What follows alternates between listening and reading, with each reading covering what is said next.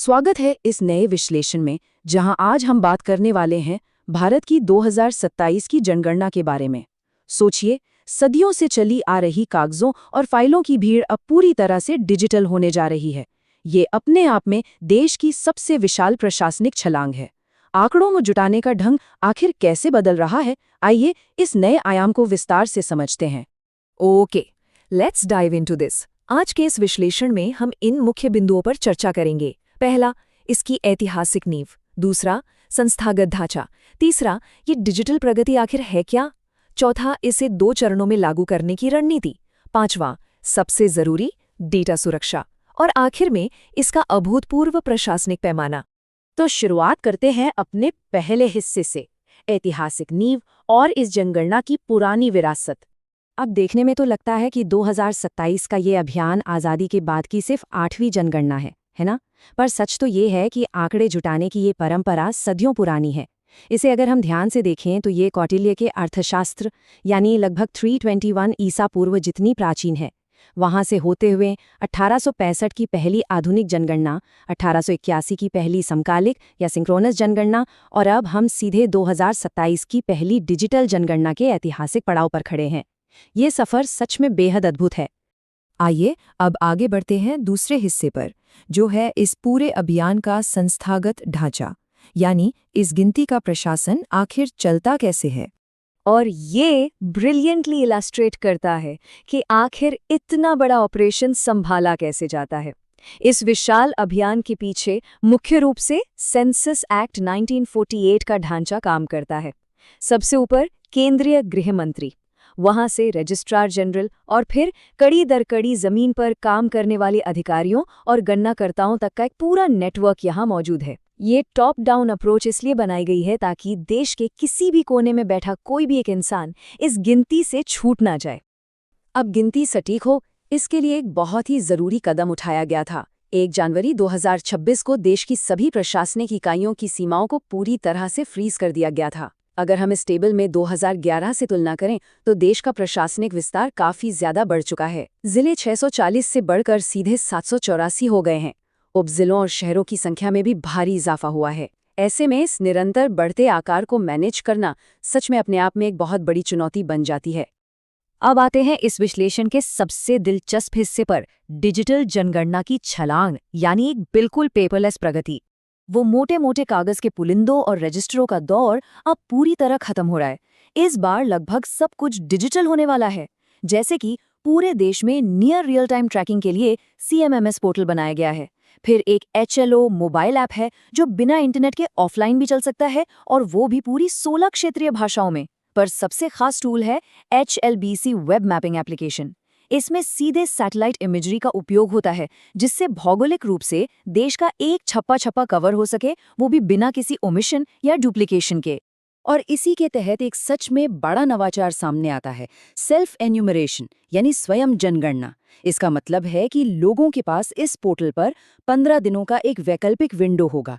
कोई भी व्यक्ति खुद अपनी जानकारी इस पर सबमिट कर सकता है और ऐसा करने पर एक यूनिक SEID जनरेट होगी। बाद में जब गणनाकर्ता आएंगे तो वो बस उसी ID से जानकारी वेरीफाई कर लेंगे। सोचिए, इस सिटीजन सेंट्रिक इनोवेशन से दोनों का कितना ज्यादा समय बचेगा। चलिए अब देखते हैं अपने चौथे बिंदु को।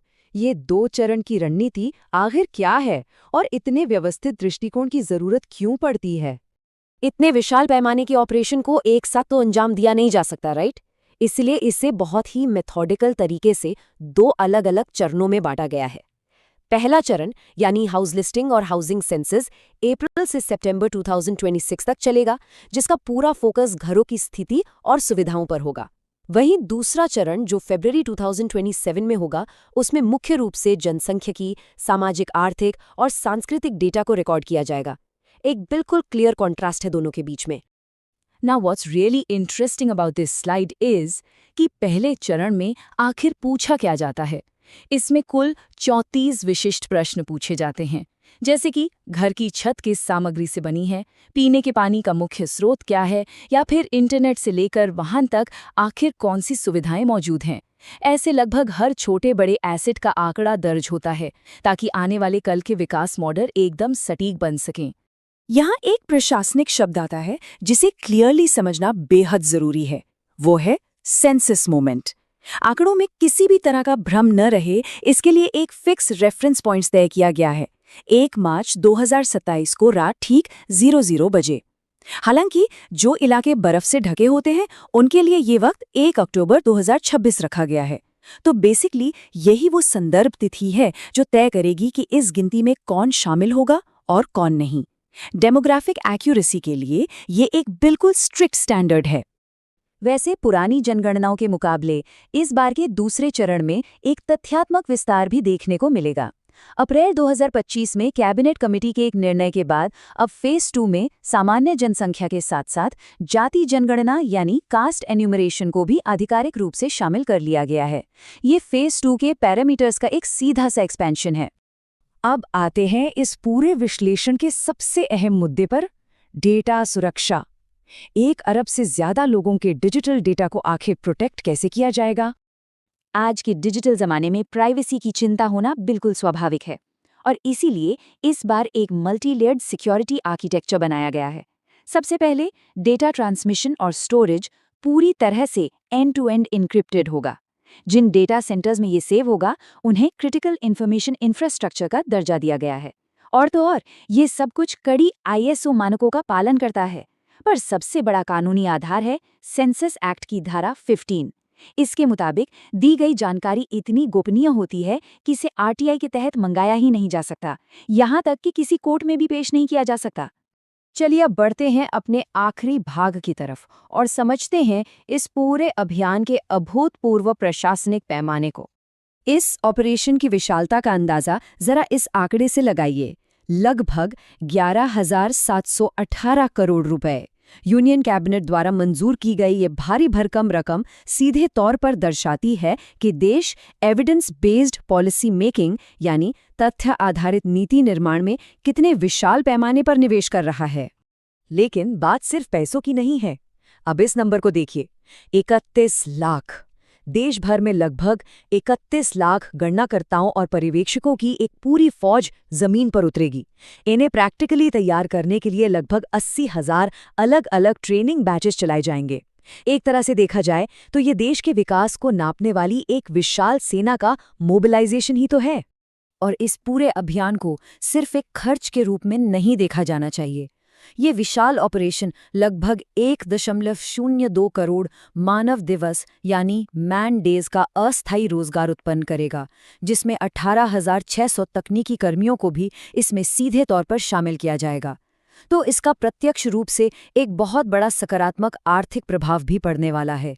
यहाँ ये याद रखना बहुत जरूरी है कि जनगणना शासन की एक आधारशिला बनी हुई है जो नीति निर्माण के लिए विश्वसनीय डेटा प्रदान करती है। जब कागज की जगह सीधे डिजिटल रूप में इतने सटीक आंकड़े आएंगे तो देश में भोजन, पानी, इंफ्रास्ट्रक्चर और ऊर्जा जैसी बुनियादी सुविधाओं की योजना आगे चलकर बहुत ही कम समय में बनाई जा सकेगी। तो आखिर में इस एक्सप्लेनर को हम इस एक दिलचस्प सवाल के साथ खत्म करते हैं। सेंसस 2027 के इतिहास में सबसे तेज और सटीक डिजिटल डेटा देने के वादे के साथ सोचिए, क्या ये नए और स्पष्ट आंकड़े आने वाले दशक के राष्ट्रीय शासन को पूरी तरह से नया रूप देने वाले हैं? जब ये डेटा आएगा तब हमारे विकास का आखिर क्या नया खाका खींचेगा?